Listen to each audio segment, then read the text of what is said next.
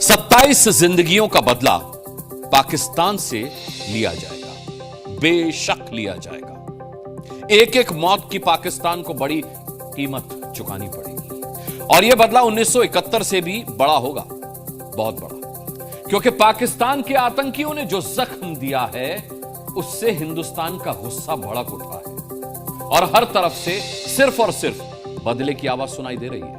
मोदी सरकार पहलगाम आतंकी हमले के बाद पाकिस्तान की करतूत का इलाज करने के लिए फुल प्रूफ रणनीति बना रही है। कैबिनेट कमेटी ऑन सिक्योरिटी यानी कि सीसीएस की मीटिंग में रणनीति बन रही है और मुमकिन है कि जल्दी ही पाकिस्तान पर कोई बहुत बड़ा फैसला हो जाए। लेफ्ट साइड से फायरिंग साउंड आई। मेरे बच्चे को अरे हम लोग फौजी हैं, कुछ नहीं करेंगे। ये आंसू पाकिस्तान पर बहुत भारी पड़ने वाले हैं। आपके बच्चे कुछ नहीं करेंगे, थोड़ा बताइए हुआ। ये चीखें पाकिस्तानी आतंकियों का काल बनने वाली हैं। ये मातम नहीं है, ये आतंकवाद के दी पैगाम है। ये सैल्यूट नहीं, ये पाकिस्तान को चैलेंज है कि इस बार न कोई आतंकी बचेगा और न ही आतंक के आका। पहलगाम टेरर अटैक के बाद पाकिस्तान की उल्टी गिनती शुरू हो गई है। पाकिस्तानी सेना और आईएसआई की पनाह में पल रहे दहशतगर्दों के खात्मे का वक्त आ चुका है। भारत सरकार वो हर कदम उठाएगी जो जरूरी और उपयुक्त होगा और हम उन तक भी पहुंचेंगे जिन्होंने पर्दे के पीछे बैठकर हिंदुस्तान की सरजमी पर ऐसी नापाक हरकतों की साजिशें रची हैं।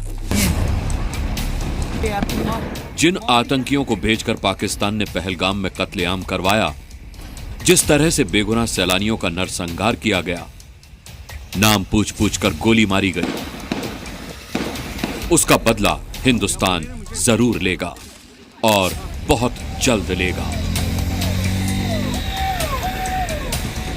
मुमकिन है कि अगले कुछ घंटों में पाकिस्तान को खून के आंसू रुलाने वाली रणनीति का असर दिखना शुरू हो जाए। 27 मौत का बदला अब पाकिस्तान से लिया जाएगा और इस बार बदला पाकिस्तान को 1971 के जैसा याद रहेगा, क्योंकि इस बार इंतकाम साल 1971 से भी बड़ा हो सकता है।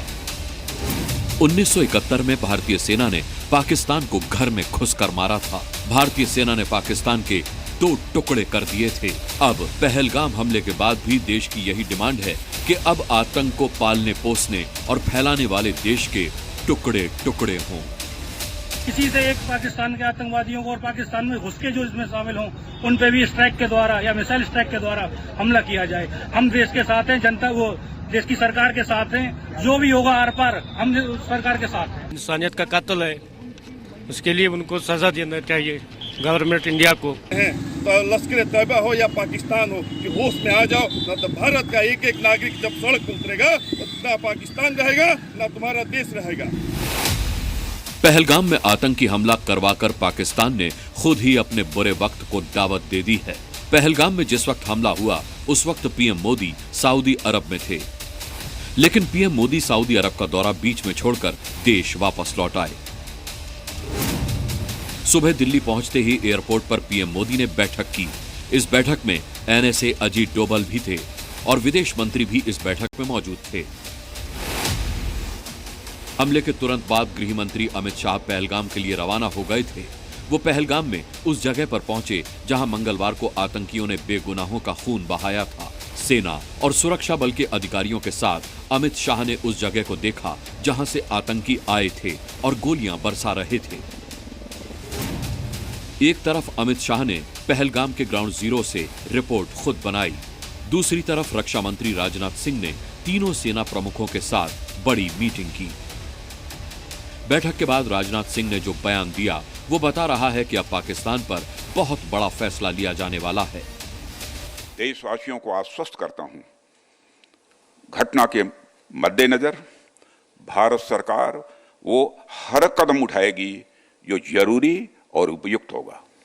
और हम सिर्फ उन लोगों तक नहीं पहुंचेंगे जिन्होंने इस घटना को अंजाम दिया है, हम उन तक भी पहुंचेंगे जिन्होंने पर्दे के पीछे बैठकर हिंदुस्तान की सरजमी पर ऐसी नापाक हरकतों की साजिशें रची हैं। अमित शाह ने अपनी रिपोर्ट और रक्षा मंत्री ने सेना की तैयारियों की रिपोर्ट लेकर प्रधानमंत्री मोदी से मुलाकात की है। दिल्ली में प्रधानमंत्री आवास पर सीसीएस यानी कैबिनेट कमेटी ऑन सिक्योरिटी की बैठक हुई। सीसीएस की बैठक तब की जाती है जब देश की सुरक्षा पर बड़ा खतरा हो या फिर देश अपनी सुरक्षा को लेकर कोई बहुत बड़ा फैसला लेने जा रहा हो। दिल्ली में मोदी की सुरक्षा कैबिनेट की बैठक से पाकिस्तान में हड़कंप है। पाकिस्तान को 2016 और 2019 का डर सता रहा है। इस डर का सबूत है पहलगाम हमले के बाद पाकिस्तान के भीतर मची अफरा तफरी। पाकिस्तान ने एलओसी से सटे अपने इलाके को खाली करवाना शुरू कर दिया है। पाकिस्तान सैन्य अफसरों और जवानों की छुट्टियां रद्द कर दी गई हैं, तो बॉर्डर पर पाकिस्तान एयरक्राफ्ट से पेट्रोलिंग कर रहा है। पहलगाम में आतंकियों की कायराना हरकत के बाद से पाकिस्तान में हड़कंप मचा हुआ है। भारत के हर एक्शन से पाकिस्तानी सेना प्रमुख जनरल मुनीर टेंशन में हैं। उन्हें मालूम है कि भारत इस आतंकी हमले का बदला लेगा, जिसकी वजह से पाकिस्तान में डर का माहौल बना हुआ है। पाकिस्तान के तनाव की बड़ी वजह यह भी है कि आतंकवाद को लेकर पाकिस्तान पूरी दुनिया में अलग थलग पड़ चुका है और पहलगाम हमले के बाद दुनिया के तमाम ताकतवर देशों ने जिस तरह का रिएक्शन दिया है, उससे पाकिस्तान का पसीना छूटने लगा है। आतंकवाद के खिलाफ अमेरिका और इजराइल भारत के साथ खड़े हैं। रूस ने भी आतंकवाद के खिलाफ भारत को मदद का भरोसा दिया है। ऑस्ट्रेलिया के प्रधानमंत्री एंथनी अल्बनीज ने पीएम मोदी से बात की।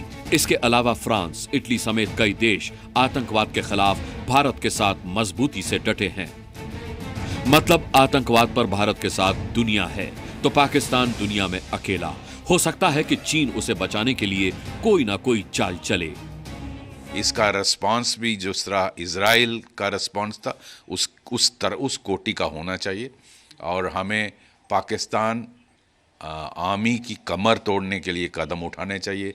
जितने भी ट्रेनिंग कैंप हैं उनको उड़ाना चाहिए और जो लोग अंदर आए हैं पिन पॉइंटेड इंफॉर्मेशन पे इनके खिलाफ ऑपरेशन लॉन्च करके इनको न्यूट्रलाइज करना चाहिए। यह तो क्लियर है कि इस बार आतंकिस्तान का पक्का इलाज होकर रहेगा। इस बार पाकिस्तान को घुसकर मारा जाएगा, आतंकवादियों को चुन चुन कर ठिकाने लगाया जाएगा। और पाकिस्तान ने आतंकवादियों को पनाह देना बंद नहीं किया तो एक बार फिर 1971 को दोहराया जाएगा। मतलब पाकिस्तान को टुकड़े टुकड़े कर दिया जाएगा। ब्यूरो रिपोर्ट, जी मीडिया।